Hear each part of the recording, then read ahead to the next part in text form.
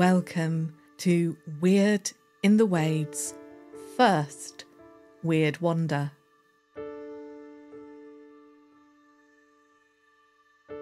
A Weird Wander is where I take you on a journey further afield from Biggleswade and Bedfordshire.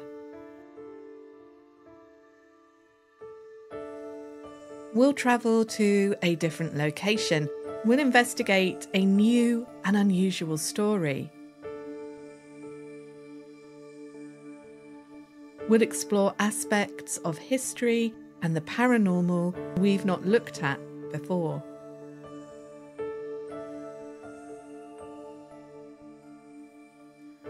Hi, I'm Nat Doig, and today we are only taking a short trip just over the county border into Hertfordshire. I'm going to tell you the tale of Blind George of Anstey and why his ghost is said to haunt that place. And I'm going to unravel some legends and myths, old and new, about blindness and visual impairment, including extrasensory perceptions. I really hope you enjoy this first Weird Wander.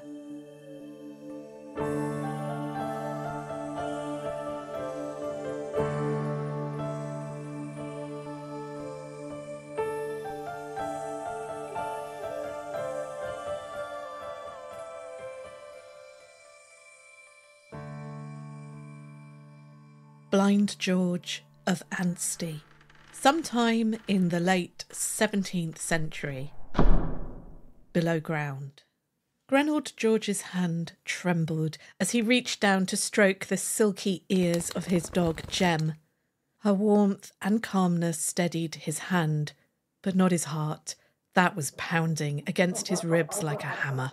He could hear the pub crew on the other side of the old wooden door, laughing, stamping their feet against the cold. The cowards had swung the door shut as soon as he and Jem were in the tunnel. The tunnel was bigger than he imagined. He reached out his arms and could not touch the sides, but taking a pace to the left and then the right, he was able to touch the cold, rough stone wall. If he reached up above his head, he could just brush the ceiling with his fingertips. It didn't feel or smell damp, which surprised him. There had been plenty of rain lately. Whoever had constructed the tunnel had done a good job. He took a pace forward, gingerly, and felt the gentle slope of the tunnel floor.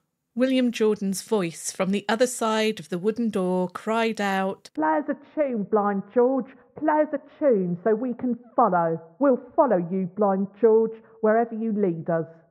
More voices cheered. Grenald lifted his violin to his chin and began to play the first few notes of a tune he particularly loved. He took his first few steps along the dry earth floor of the passage. He gestured for Jem to go ahead of him, and he felt her warmth leave his side. Then there was the swish of air as her tail wagged in front of him, and he followed her slowly. How had he got himself into this, he wondered, as the melancholy notes from his fiddle echoed and bounced off the walls within the tunnel. How had he ended up here? There was one word for it, and that was drink. Grenald loved to drink, almost as much as he loved to play the violin. And playing the fiddle as well as he did, he rarely needed to pay for his own liquor. All summer he travelled the local area with Jem. He'd played his music at fairs and markets, wedding feasts, funerals, haymaking and harvests. All the nearby villages and towns knew him as Blind George the fiddle player. The children petted Jem, dressed her in silky ribbons, whilst he played his music for pennies, a hot meal, beer and a bed for the night. He'd returned home to Anstey after Michaelmas, ready for a more sombre winter, playing his music at the Chequers Inn and drinking, sharing stories with the usual pub crew. They were always keen to hear the latest tunes he'd learnt on the summer travels and the stories he'd picked up along the way. But tonight had been different, and he couldn't explain why. Was it the change in the weather? It was the first cold night of the autumn. Winter was pinching at the heels of the year. The fire had been kept hot and lively all night, and the company in the checkers had matched it. Whilst he was playing, he'd heard William Jordan arguing, his high voice raised, intruding into Grenold's thoughts. He'd eventually given up on his tune, unable to concentrate and compete with William Jordan's whining. Grenold asked Meg, the barmaid, to fill his tankard with ale. When he returned to take a seat by the fire, William was still quarrelling with old Tom about the tunnel which led from the castle moat. The castle was long gone, but the moat and the heavy door into the side of the bank still existed. "It was built by the Roundheads in the war," William was asserting. "No, it wasn't, Master Jordan. I can remember the war, and that tunnel is far older than any Roundheads, I'm telling you. They wouldn't set foot in those tunnels. Suspicious they were back then. Saw the devil everywhere and in everything." Meg, now collecting up the ale pots, interjecting. "It was built by filthy monks to sneak about in. That's what I heard. Filthy monks. They were in league with the devil." "I heard that too," piped up Robert Radley. "They say the tunnel that leads down to hell. The old Nick himself is down there. That's why the entrance is locked and no one has a key. A young boy in the time of old Queen Bess went down there. Lord knows why. He was never seen again. That's when they locked it all up. So not even Cromwell's men could use it in the war. Old Tom's right about that." Grenold slammed his pot of ale down. It was this nonsense that had interrupted his fiddle playing. "You're all a bunch of silly nanny goats. Worse than children. The devil lives below Anstey, does he? Rubbish. That tunnel only goes as far as Anstey Manor. It was used to smuggle beer barrels in, or brandy, or some such luxury, to avoid tax." "And how do you know that?" demanded William Jordan. "Because nearly every town and village I visit has a similar tunnel story to tell. The devil cannot live beneath every English village or town, now can he?" "Oh, I am sorry, Mr. Too good for Anstey Grenold George. Mr. I've seen the world. Except you haven't, have you, Blind George?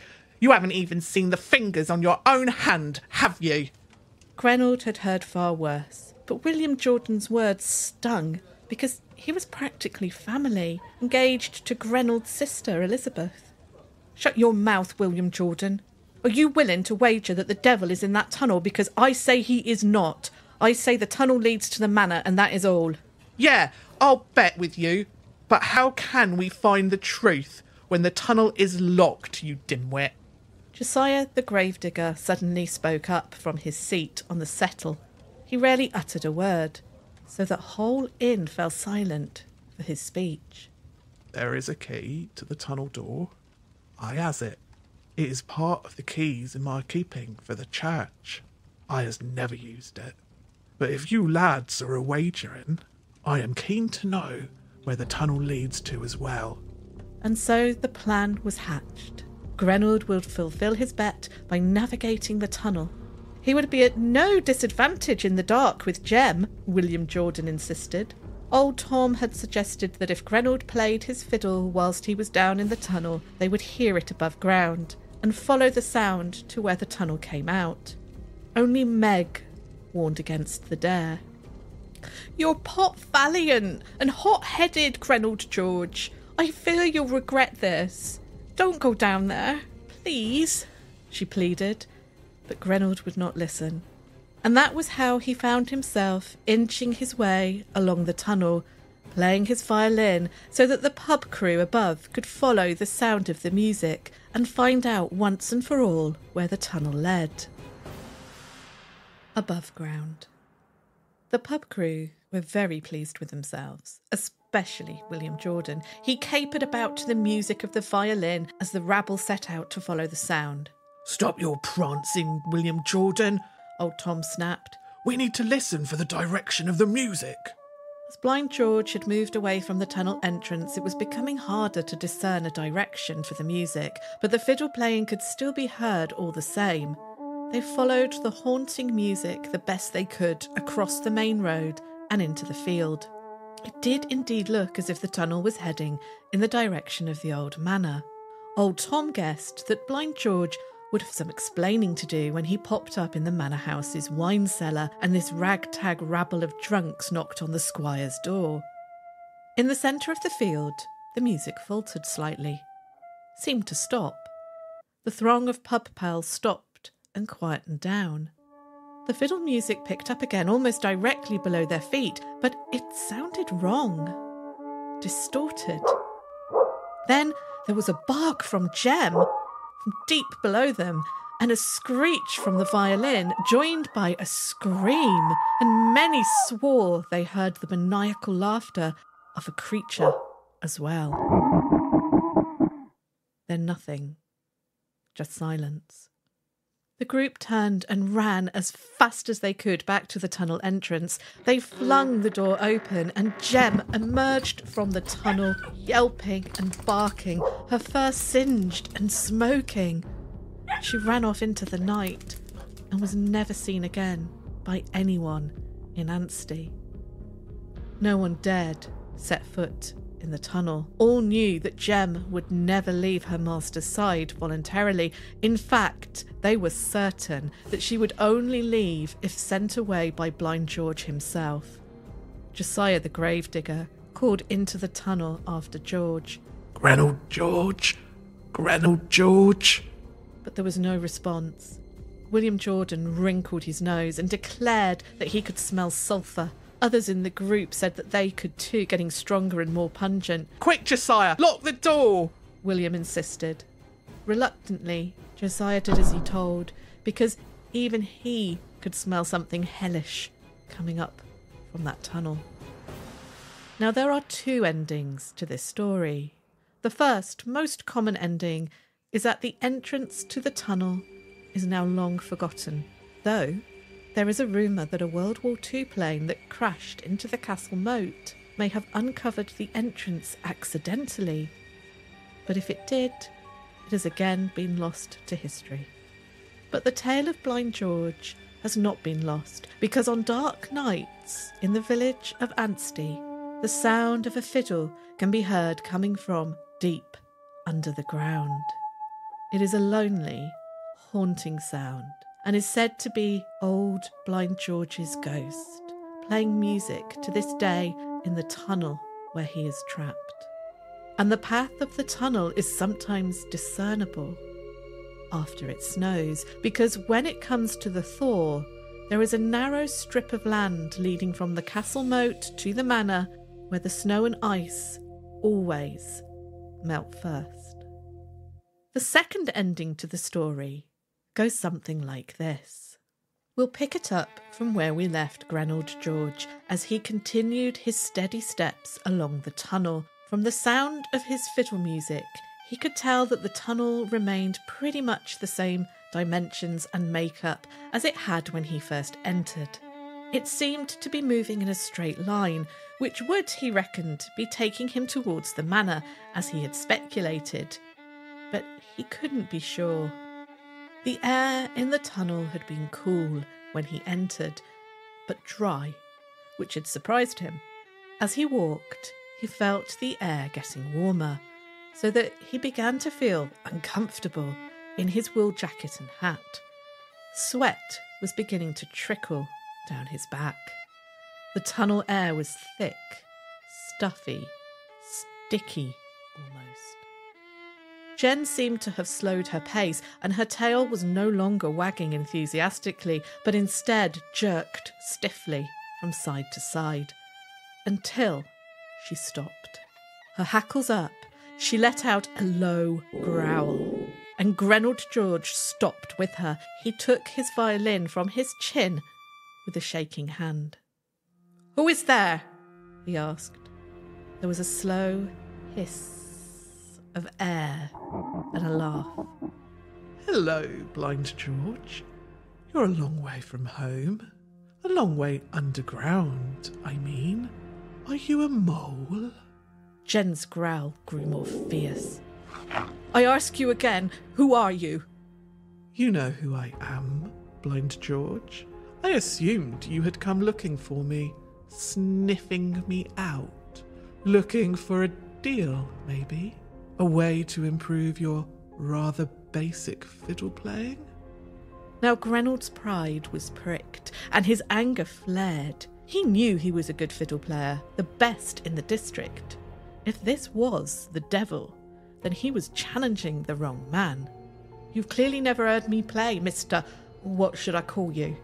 Why don't you call me Mr. Scratch? And I have heard what you pass for music, Blind George, and it is terrible. Feeble.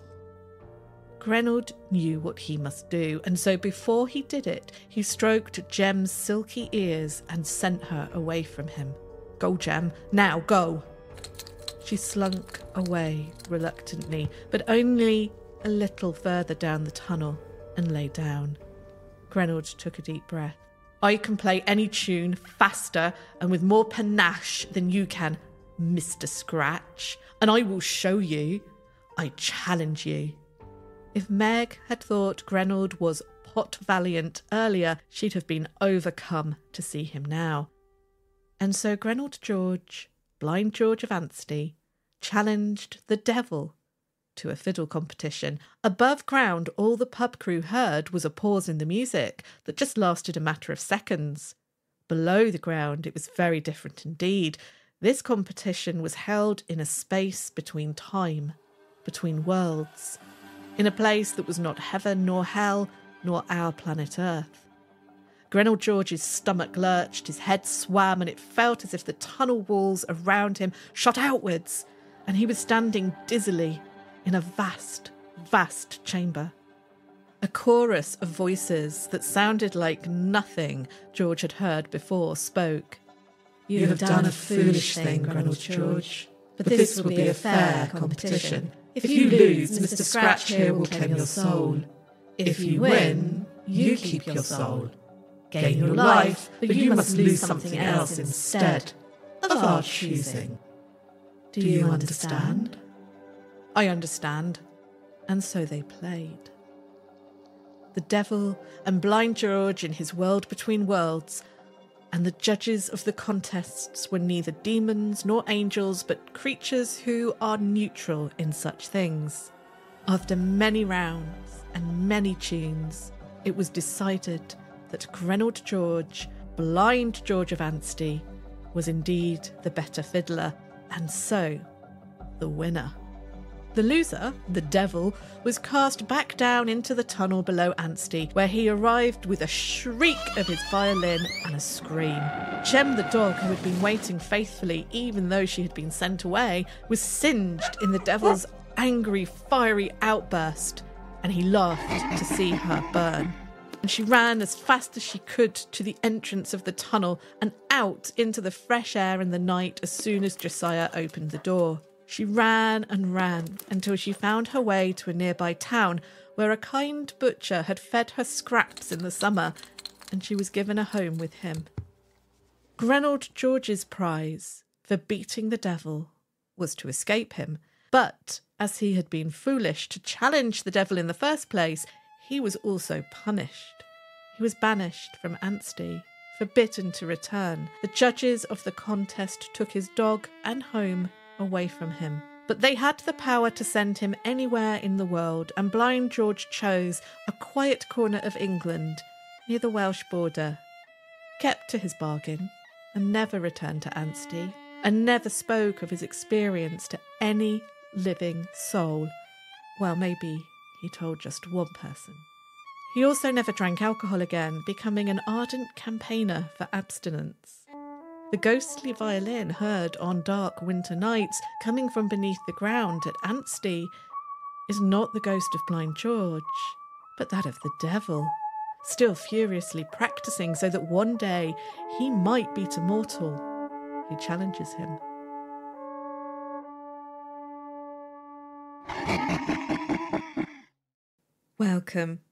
Welcome to this weird wander from the Wade. I'm Nat Doig, and I hope you enjoyed the story of Blind George of Anstey. I really wanted to cover a myth or legend, and even better, a ghost story that related to blindness, but I was convinced I wouldn't find a story that I liked. You see, there's a lot of blind characters in myths, legends, and literature, right up to the modern day, but blindness is often depicted in a way I find problematic. Later, I chat with my friend Paul about his take on all of this as well. But as a visually impaired woman, it's really hard to find interesting stories about blindness where the blind character has agency over their life. In the early Greek myths, characters are often blinded by the gods as a punishment. Apollo blinds some poor bloke for doing a poor job watching sheep. Then there's Tiresias, blinded by the gods as a punishment, though the storytellers can't decide on what exactly he did wrong. But he was also granted the gift of second sight, being able to predict the future. That whole when he could see he was blind and now that he's blind he can see. In Norse myth, Hod, the blind god of winter, is tricked into killing his brother and Odin's favourite son by Loki. This trick only works because Hod is blind. And there we have it, the holy trinity of depictions of blindness in myths, legends and stories. Being blind is a punishment. Being blind grants you extrasensory perception, or super senses. Being blind makes you more easily tricked and made a fool of because you can't see. Later, Paul and I discuss how these stereotypes are still with us today and how attitudes are slowly changing. But I was delighted to discover the story of Blind George of Anstey because it doesn't really include any of those stereotypes. He's a hero, if a foolhardy one, but in his own right, he is the hero. His blindness doesn't make him foolish, it's the drink. He's a talented musician who challenges the devil or dares to investigate a tunnel. Being blind is incidental, yet also does play a natural role in the story. He has no superpowers, but he does have agency, and whether he triumphs or fails in his quest, it's not because of his blindness, nor in spite of it. He's not an inspiration, nor a figure of fun or mockery. He's just Blind George. But was Blind George real? Well, the earliest references I can find to the story is when it's mentioned in a folk song from the first half of the 20th century. And Betty Puttick includes it as a tale in her book of Ghost Stories of Hertfordshire from the 1980s. She does a great job of not making the story about George's blindness, which was rare at the time. There was definitely a George family living in Anstey as far back as the 16th century. In fact, there's far fewer of the Georges by the time we hit the 19th century. I'm guessing many of the George clan migrated to larger towns and cities during the Industrial Revolution. There is no evidence that any of the George family were blind, nor musicians, but such evidence would be really hard to find before the 19th century and the advent of censuses. I chose Grenold as his first name because there was a Grenold George in Anstey during the late 17th century, and I just liked the name. So there could well have been a member of this prominent George family in Anstey who was a fiddle player and who might have been blind. We'll probably never know. The story of Blind George has motifs which are found in other folk tales. The deal with the devil or challenging the devil to a fiddle competition is a prevalent one and made popular by the Devil Went Down to Georgia song. In fact, 2 songs have been recorded about Blind George. There's a Fairport Convention song called Light of Day, which does have the rather unfortunate and amusing lines of, "He's never seen the light of day, he's always had to feel his way." The other version is by the folk group Lither and it's just called Blind George. And I'm thrilled to say that the band have given me permission to play their song on the show. I'll end the podcast with their track, so do stick around to hear it because it is lovely. It's a really beautiful song. I'll share links on the blog and in the show description as always as to where you can hear both tracks and find further information about the story. The idea of tunnels running under a village or town is also common in British folk tales and urban legends. In the next episode of the podcast, I am going to start my investigation into Biggleswade's tunnels. I recently ran a poll on Twitter asking UK residents if there were tunnels beneath where they lived. The results were that 53% of localities actually have tunnels underneath them of some kind, whilst 46% claim that there are rumours of tunnels. So it's not surprising that there are so many ghost stories linked to these underground passages, whether it's smugglers or monks and priests hiding in them, or stories connected with the war. There are many ideas and myths around what these tunnels were used for. Blind George is also a classic warning story. Don't go into the tunnels, don't make deals with the devil, don't drink so much ale that you become pot valiant. The pub in Anstey was indeed known as the Checkers Inn. I have found a news article from the 1840s which describes a terrible fire destroying most of the old inn, but the pub now bears the name of the Blind Fiddler, in honour of Anstey's famous son. Blind George is not the only folktale or ghost story featuring a blind character, but so far it's my favourite, and I really hope you enjoyed it as much as I do. Before I introduce you to Paul, just a heads up about some exciting news. On the 1st of May at 7 p.m. British Summertime, I will be holding a live YouTube stream where I will tell you a weird and wonderful story and take questions from you about the podcast, Biggleswade and ghosts. It's in celebration of 1 year of Weird in the Wade. You can submit a question in advance at weirdinthewade@gmail.com. And if you subscribe to the podcast on the YouTube channel, which is just Weird in the Wade on YouTube, if you give it a search, you'll definitely find it. Links are also in the show description and on the app where you're currently listening. Anyway, if you subscribe to the YouTube channel, it means you'll get an automatic notification when the event starts. I'll also share links on the social media and remind you a couple of days before the event on the next episode of the podcast, which should be out on Monday, the 29th of April. On the 1st of May live event, I hope to update you on my stay in a haunted house and in a haunted pub. And I can announce that I will be staying in York for these challenges. I will be spending 2 nights in a house which is haunted and then a night in a pub which has so many ghosts associated with it, I have lost count. I'm really looking forward to visiting York again. I have not been to York, I think, in nearly 30 years, and yet I used to go really regularly. When I lived in Doncaster as a teenager and in my early 20s, I would be visiting York probably every couple of months. But like I say, it's a long time since I have been back to York, so I'm really, really looking forward to it. I'm doing this challenge for a couple of reasons. I turn 50 this week, and I think it's a real privilege to turn 50. I have friends and family who didn't get to reach this age, and I really want to do something to celebrate half a century of just being here. But I also wanted to do this because there's a lot of shows out there about haunted buildings where people get really scared and quite hysterical. And that's fine if you want a bit of drama. But I wanted to show that haunted places don't have to be scream out loud scary. And I'm not coming at this from a truly sceptical point of view either. Yes, I do think that often there are logical or non-paranormal explanations for hauntings. But I also think there are some things we don't have an explanation for yet, and I hope one day we will. I believe people who have experienced a haunting, and I know how stressful it must be to live or work somewhere where you feel scared.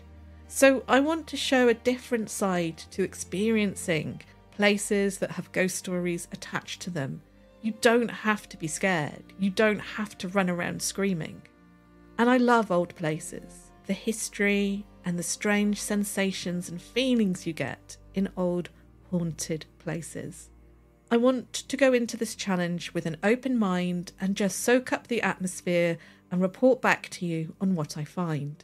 I will record while I'm there. I'll gather information and share my impressions for some future episodes and of course the live event.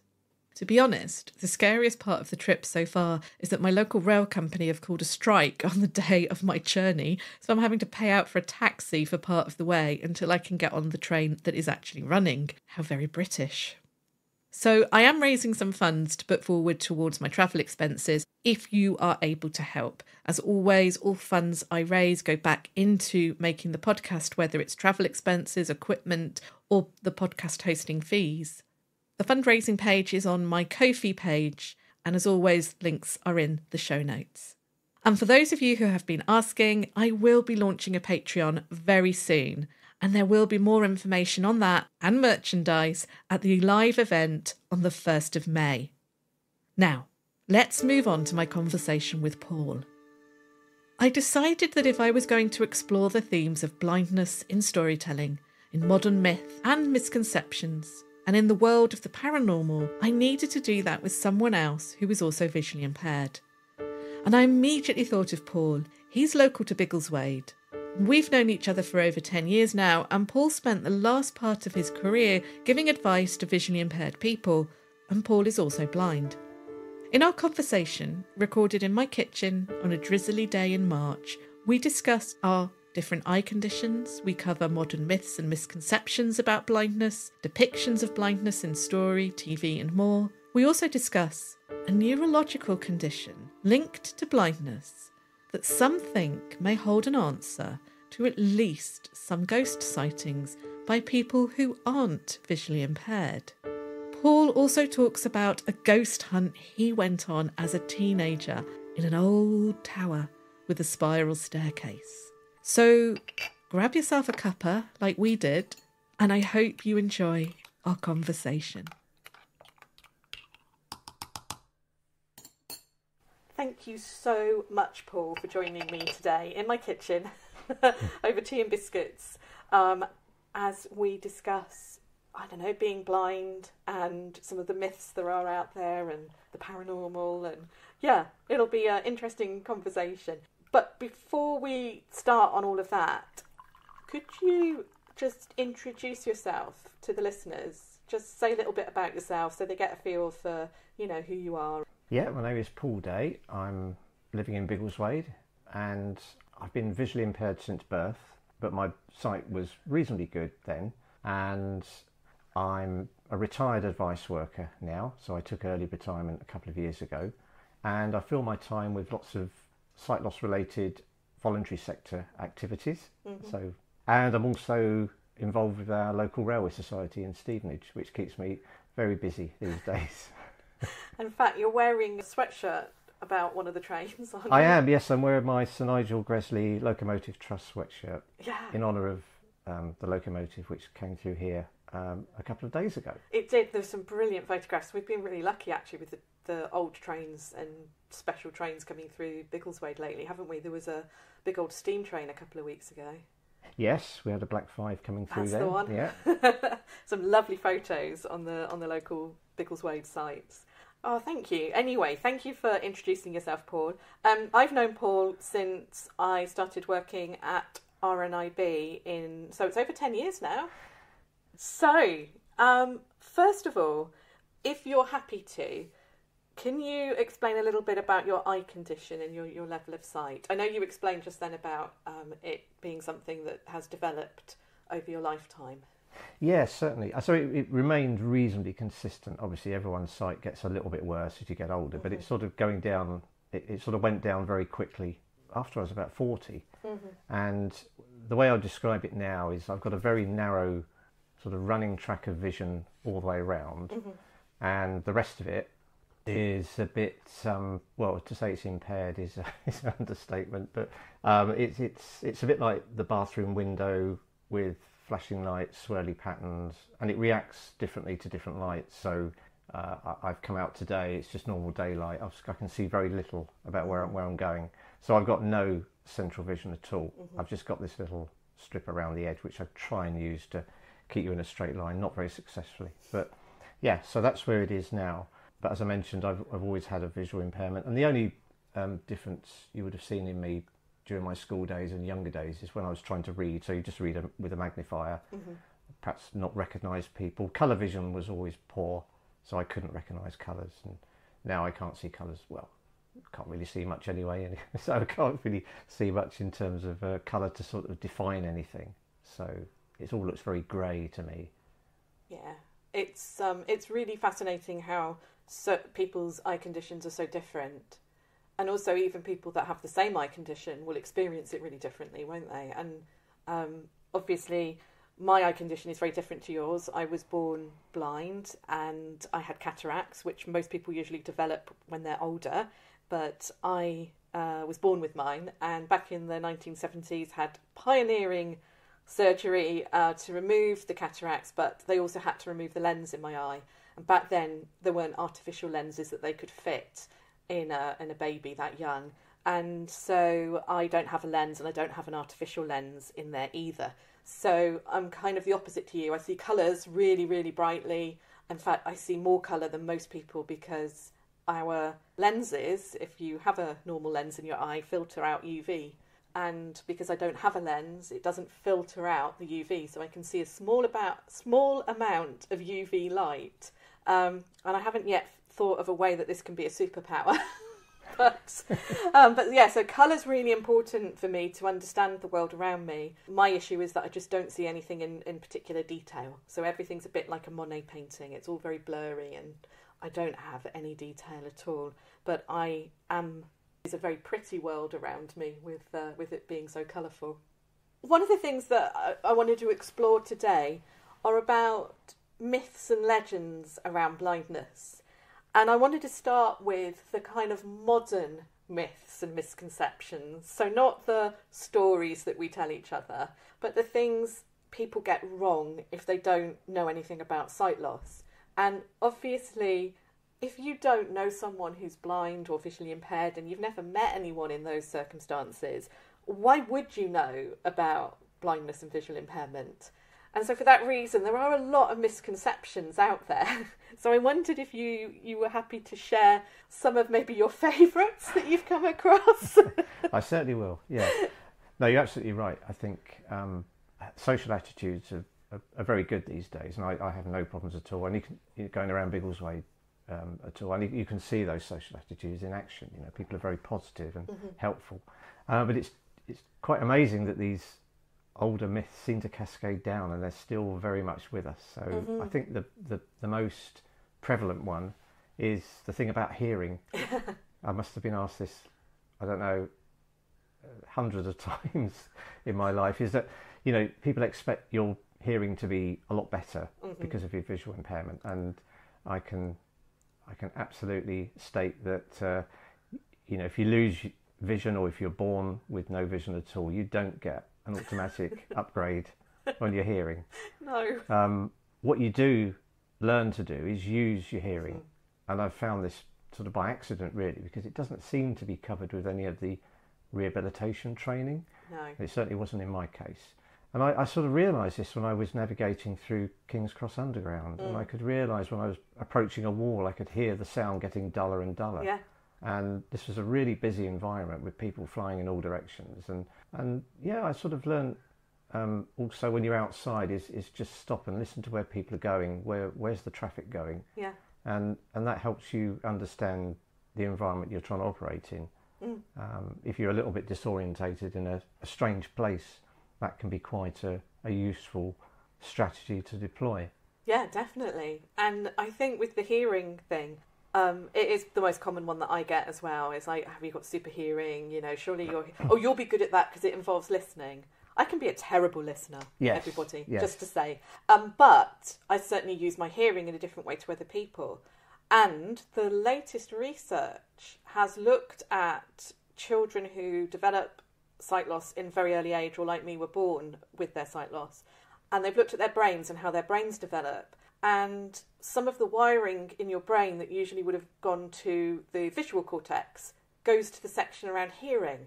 So our brains do rewire if you're young enough when you have your visual impairment. So both of us, Paul, probably have slightly differently wired brains, which is just fascinating. But we don't have any extra bits to our brains. We don't have any special extra hearing. But we just, learn how to use it differently. And it becomes very important.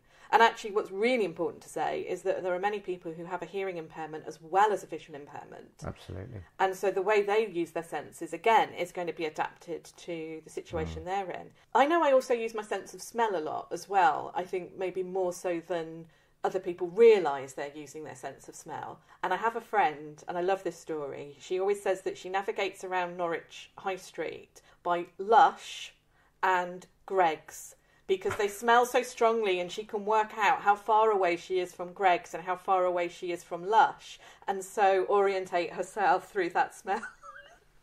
Goodness me. So, I mean, do you think you use your other senses as well, maybe a bit more? I certainly am aware of what's going on underneath me now. Yeah. So you're looking, when we're looking out for tactile paving to Yes. cross roads and that sort of thing, but nothing. And just obviously if the surface changes, Yes. or if you're wandering onto grass by mistake, you can obviously feel that. But it's that sort of thing that I'm much more conscious of. Yeah. But in terms of smell, I've done similar things. And I remember walking through Birmingham. I used to work between Snow Hill and New Street, and you walk down Corporation Street, and there was a shop with a absolute, a very pungent smell of perfume coming out of it. Yes. And I and this is when I could see a lot anyway, so it was less interesting, I suppose. But I always knew I was on the right route. You Yes. thought you were expecting to smell that, and it never let you down. It was always there. No, it's funny, these little things that we use.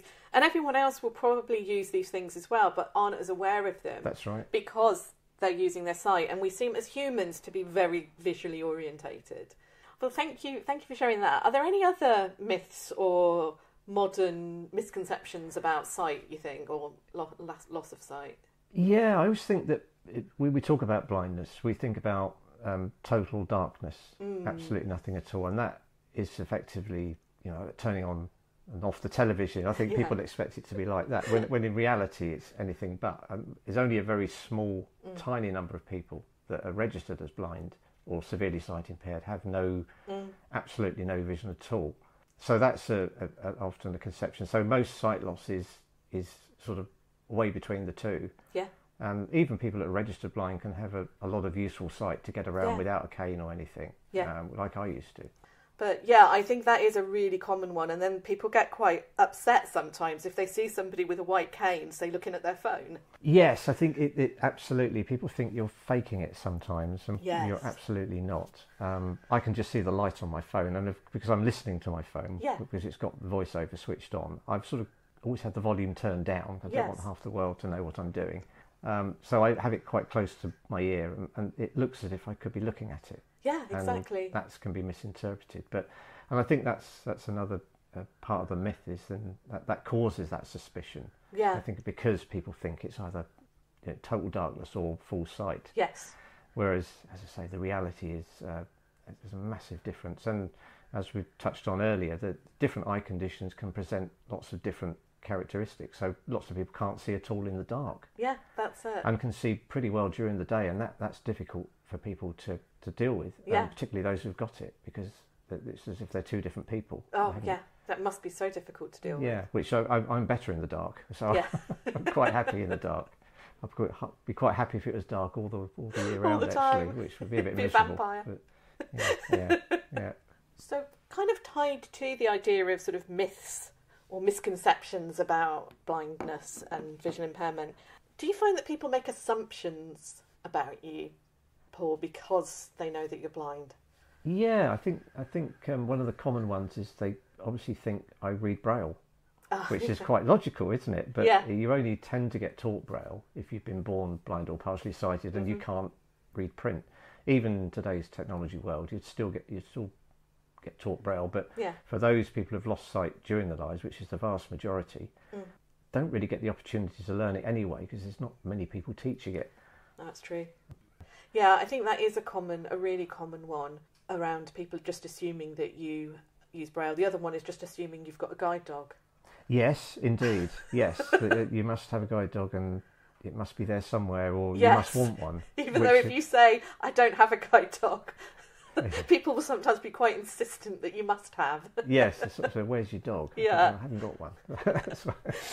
But another one, we talked about the technology. I think another misconception or assumption that I think people have made is about me is that I can't use a computer. Oh, yeah. Whereas a computer is an absolute lifeline. It's opened up access to information like nothing else during the 1990s with Windows and screen reading software, as I mentioned. So the computer talks to you. You operate the computer just using keystrokes. So you don't use the mouse or the mouse pointer. You chuck your mouse away, unplug it, and get rid of it. Turn the screen off. Yeah. And of course, there's magnification software that can have got some useful vision as well. But I stopped using that probably about 2010. I suddenly realised I really wasn't using the screen anymore. So I thought, well, let's turn it off then. Yeah, and I think sometimes I think people assume that if they see me around perhaps town during the day, they assume that I don't work or I've never worked. Yeah. And of course that's true to an extent now because I'm retired. But of course the people that used to see me on the train know that I probably was working because that's where I was going every day on the train. So I did that for 30 years, so into London anyway. So, I worked for 37 years in total and thoroughly enjoyed it. And I think that's a big assumption that people can't work at all. Yes. And I think that charities have a difficult job with this one because unemployment amongst visually impaired people is high. So I've never met a visually impaired person who didn't want to work, but employers often find it very difficult to make adjustments. And it's very difficult, I think, when you're disabled with any kind of disability to, get your foot in the door. We know that if you're disabled, you have to apply for more than twice as many jobs before you get an interview and things like that. So there's all kinds of reasons why the employment market is stacked against blind and visually impaired people. So, the charities want to change that. They want that not to be the case. And so they make a big thing of it. But what that then misses is the big chunk of visually impaired people who have worked all their lives, who do work, who have maybe struggled to not get the adjustments they need. And some obviously have been very lucky and work for places where their employers are brilliant and make those adjustments. And things are getting easier with technology, but still the employment levels don't seem to shift. So it is a really difficult one because I can understand that people seeing posts and information put out by, sight loss organisations saying blind and visually impaired people, are unemployed. And then they meet a blind person, they assume they're unemployed and don't realise that actually, no, they've worked all their lives. Yeah. So it's a real difficult one. And actually it's something we've touched on, that these kind of assumptions about all disabled people and whether they work or not, or what they're up to, can we trust these disabled people, goes right back. The last episode looked at an 800-year-old story about an outlaw pretending to be disabled in order to rob people. And, so 800 years ago, there were those fears about, are disabled people really disabled? Or is it just someone in disguise trying to con you? So we've got a lot of history to fight against to kind of prove that, no, actually, and we can just live normal lives. We, can work, we can do all these things. But what we do need is, people and society just to make some adjustments. Can you recall, sort of growing up and, more recently, any depictions of blind people in books or stories or films that you either really liked or really annoyed you because they got it wrong? It's mostly really annoyed me. I was struggling to think of some good things, but Yes. I can think of plenty of things that have made me just, Yeah. There was an episode, this is a very long time ago, The Bill. Yes. Remember the I used to love police, The Bill. The police drama, Yeah. that's right. It used to be mid, ITV's front and centre sort of Yeah. peak viewing time. And I can't think whether this was their half-hourly or their hourly format, but Yeah. they actually had a blind actor, which was a good thing, which Yeah. was the first time I think I'd ever seen a blind actor playing a blind person, which was remarkable. But the way they were depicted as solving the crime as such by these sense of smell, hearing, and I thought it was a bit over the top, and I just thought, oh no, don't tell people we can do that. It's going back to that myth, isn't it, about Yes. us having these extra senses. Yes. That we're somehow superhuman. So we might not be able to see, but we've got paranormal abilities. We've got, strange sense of hearing and smell and, Were there any others that you can think of other than the bill? Yeah, there's sort of a couple of comedy things, and comedy is it's not quite a taste. I just remember watching a Mr. Bean DVD, and I'm not a great fan of his anyway, but I watched it's very visual humour, so I never quite got it. Yeah, I'm going to say I struggled with it as well. Yeah. But I just remember, I don't think this could have ever gone out on television, but it was a bus stop scene, and he was obviously very embarrassed about being around a blind person at a bus stop, and I just thought, I won't go into the detail, I can't remember all of it, but it just made me cringe, and I just thought, this just reinforces the stereotypes. And I'm sure it's like a double thing, isn't it? Because he's a bit of an idiot anyway, isn't he? So it's kind of poking fun of him and people who do get awkward around people who are blind. But it's also, it can become really close to laughing at the blind person as well, can't it? That's what really disappointed me, and I felt really uncomfortable watching that. Yeah. So, and I think that there was a Ronnie Barker series years and years ago, just after one of his famous ones, and it was a series called Clarence. I remember. Yeah, and he had a visual impairment, or he he was short-sighted, and he kept doing daft things. And funny enough, I found that really funny, and That's my mum was good. disgusted. So, I think my mum, my dad, and myself, and probably my brother as well, we found this quite amusing. And I thought, well, I wonder why I'm finding this funny. And it was just so close to home. I thought these are the sort of daft things that I've done, or would be very believable.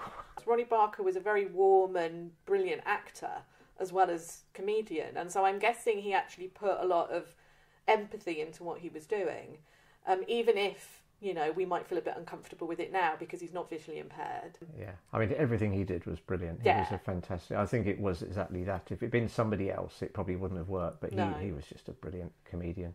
Made it work very well. I think for me, growing up, I remember things like Heidi and the blind grandmother, and the fact that they had to go and get soft rolls for the blind grandmother, and it was like she was a bit helpless and hopeless.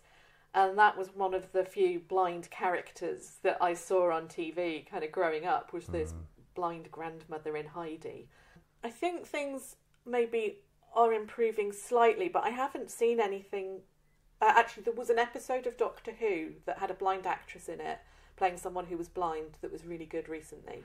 Yes, and I don't watch Doctor Who, so I have no idea how good or bad it was, but it's taken a very, very long time. Yes. And that's really all that was needed to help everyone get a bit of context, is just a blind person or a partially sighted person just appearing as incidentally, just doing normal things, just being there, because, they're there. That's it. They're not part of the plot, or they just happen to be there. Yes.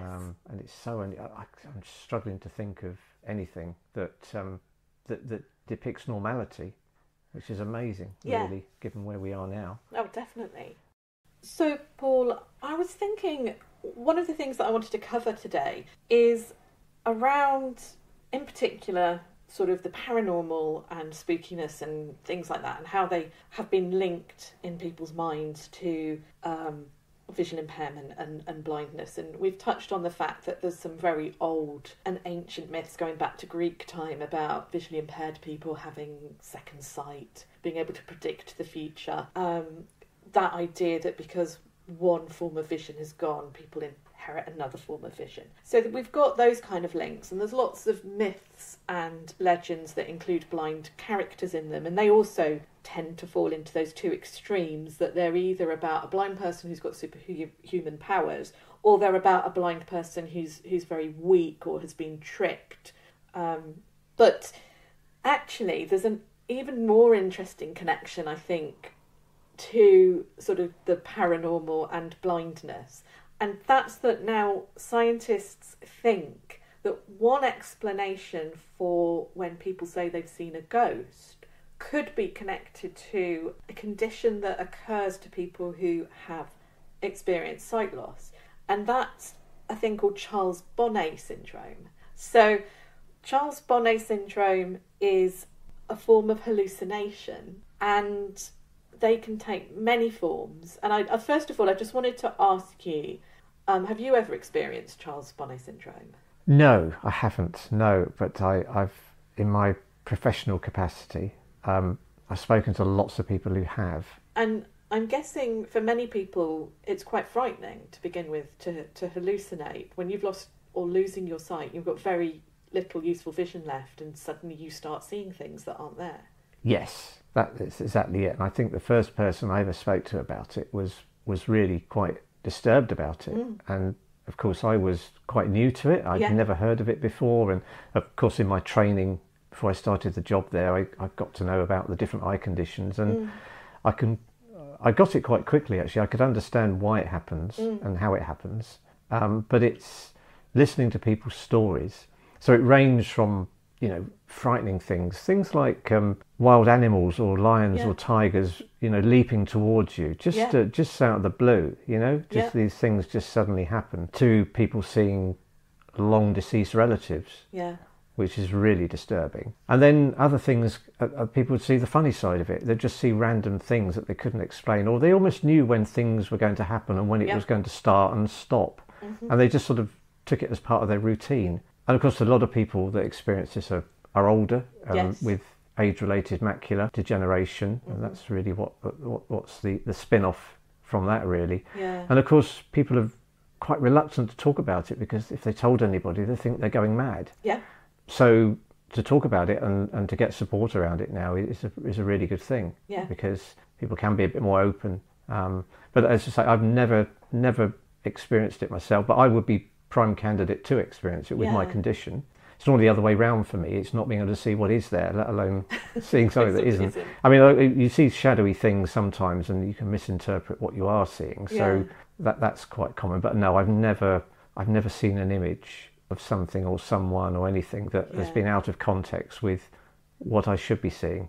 So I wonder if these things that people see with Charles Bonnet syndrome, like you say, it is quite common for people to see long deceased relatives, could well have led to those myths around blind people having second sight and being able to see things that aren't there in the past.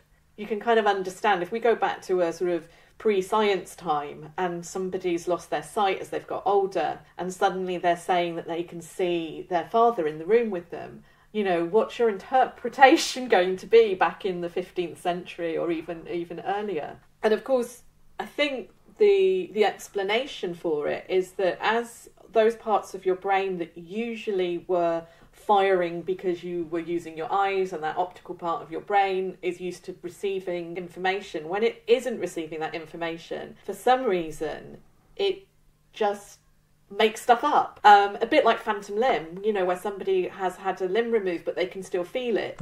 It's like that. It's like you can't see anymore, but your brain is so used to seeing, it starts to generate these images. It has become much more common for people to talk about it, which is brilliant, because I know that 25 years ago, when I first started working in the sort of sight loss sector, it wasn't something that generally people talked about, and certainly now it is. There's a lot of information online about it. There's a lot of sessions about it. A lot of blind people now know what it is. My mum, as a nurse, worked predominantly with older people, and she remembers seeing that change as well begin to happen, where in the past, older people experiencing Charles Bonnet syndrome, often it was interpreted that they were getting dementia because they were seeing things, or that it was mental health. And in fact, it was just Charles Bonnet syndrome. So there was a big drive within the NHS, and there still is, to educate people who work with older people with sight loss, to get them to understand that it's Charles Bonnet syndrome. But I've heard everything reported, from people seeing, like you say, wild animals, elephants, tigers, lions, to there was a famous case where somebody used to see troops marching through the room, so going off to war. Another lady who was not from an Asian background used to see Bollywood dancers. Hey. It can be really strange and what it makes me think is, isn't that brilliant what the brain can conjure up?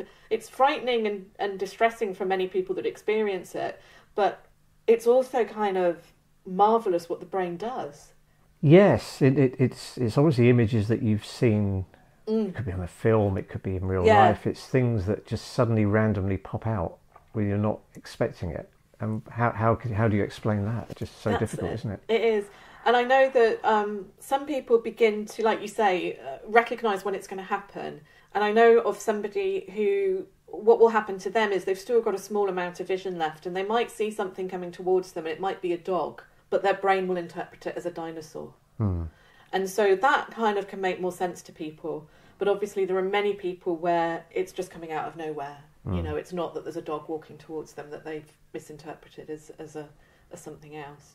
So it gets to a point where you don't know what's real and what isn't. Well, that's it. And that must be very frightening when people don't know. Most people I've spoken to now who've been educated about it and have understand it say that it's less frightening and intrusive than it used to be for them. So I think it is something people can kind of learn to live with, but it must be really distracting.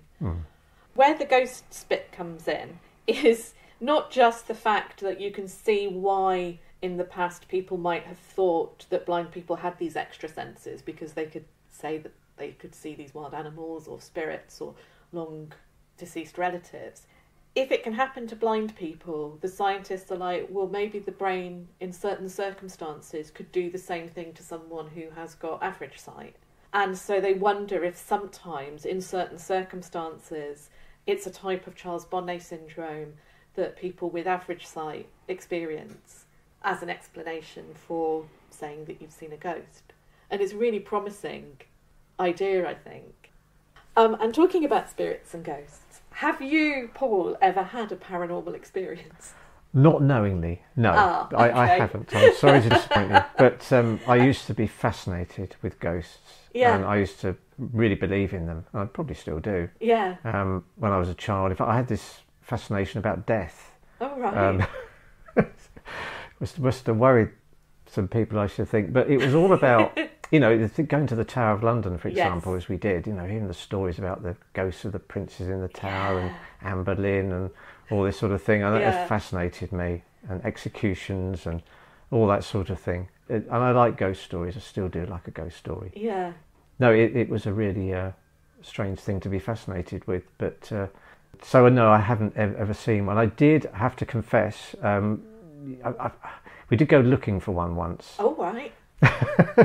I went to a college in Hereford for blind and partially sighted students. It was a further education college, and it was quite an old building, and it was rumoured to be haunted. It must have been a 19th century building, so nothing particularly old, but one of the staircases was said to be haunted. Oh, wow.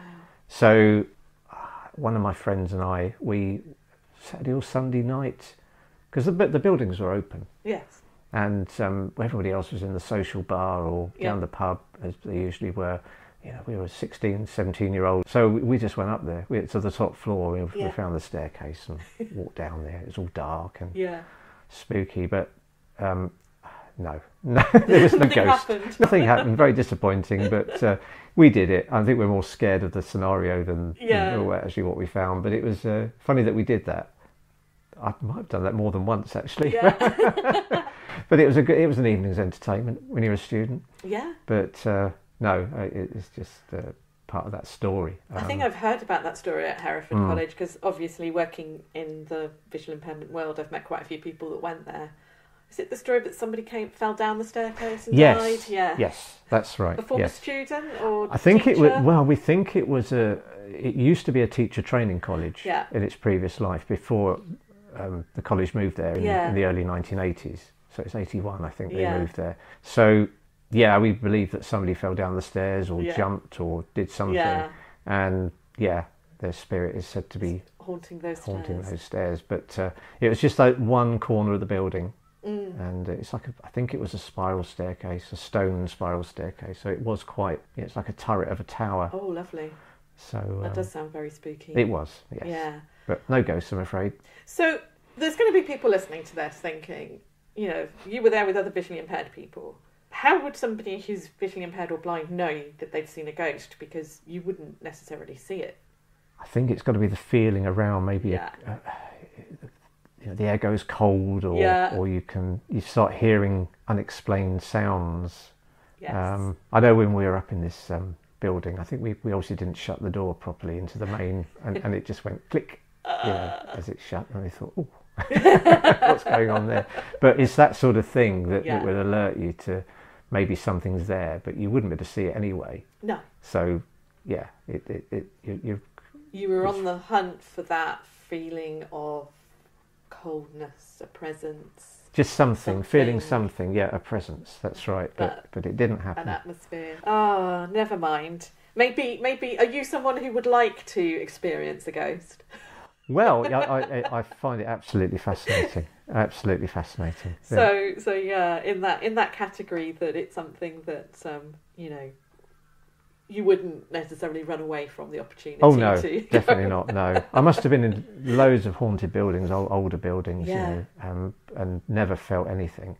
But other people would have done, and I find that fascinating. Yeah, it is really interesting, isn't it, about who feels that they're sensitive to these things and why, and who doesn't. And quite often it's the people that really want to experience that quite often don't feel it, and those that do are the ones that actually don't, would rather that they didn't, because it frightens them.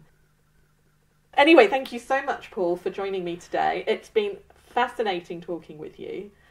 Maybe we could go at some point to Hereford and see if we can visit the haunted staircase. I wonder if they'd let us go in there and do an investigation. It's worth a go. It's worth a go. It is. We could give it a go. Anyway, thank you so much. It's a great pleasure, Natalie. Thank you very much. I'd just like to say a huge thank you again to Paul for joining me on the podcast today to talk about his experiences of blindness and the myths and legends surrounding it. Paul and my experiences of visual impairment are obviously unique to us, and I'd love to hear from you if you're a listener who is also visually impaired, especially if you have an interest in the paranormal and social history, which I'm guessing you do if you're listening to this podcast. What stories have you heard about blind characters, good and bad? What modern myths would you like to bust? You can contact me on social media or at weirdinthewade@gmail.com. Don't forget the Blind George track by Litha will feature at the end of this episode, just after I have thanked Julie and Beck for supporting the podcast on Ko-fi. It really means a lot to me. Thank you. As always, today's episode was researched, written, produced and presented by me, Nat Doig. Theme music by Tess Savagir. All additional sound effects and music by Epidemic Sound. And finally, here's the lovely track Blind George by Litha. Enjoy.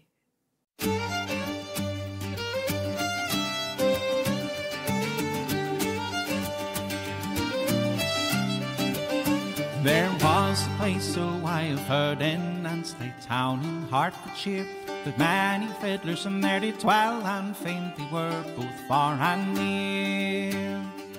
But one among these fiddlers fine could play the sweetest tunes of all agreed he was the best, Blind George by name as I recall. Now at the checkers in at dusk, Blind George would take his fiddle down with a rousing tune to light the drinking folk of Anstey town.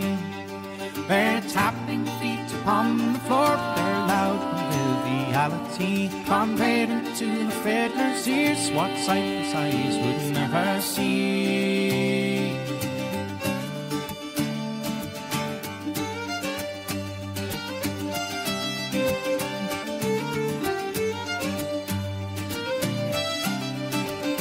Near Anstey town there is a cave which underground is twist and turn, the devil's hole where folk believe that demons live to trap and burn.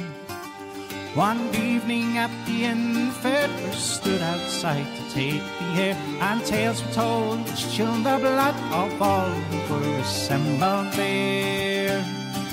But George's superstition scorned and said, now you attend me well, and cease for shame these foolish tales of haunted caves and things from hell. For I will prove this tale untrue, and sightless fiddler though I be, this cave tomorrow I walk through, my faithful doubtful company.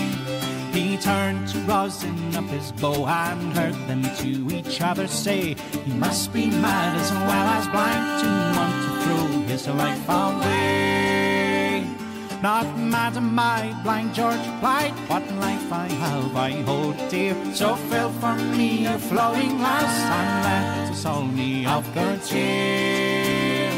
And many who were there that night would try to change the fiddler's mind. But to his proud and stubborn will they had the last to be resigned. Next morning to the dreaded cave, the Anstey people made their way with George's fiddle in his hand, which he for them began to play.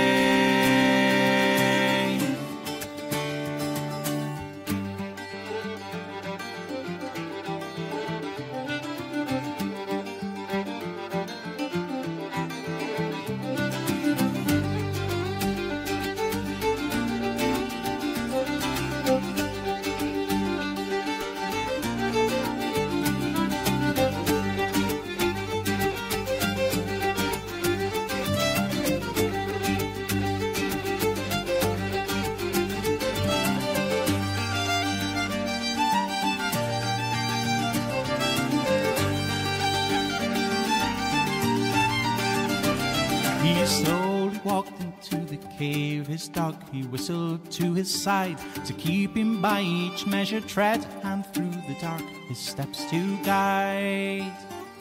And down the winding passageway the people watched them disappear, while George's fiddle loudly played, so all above the ground could hear.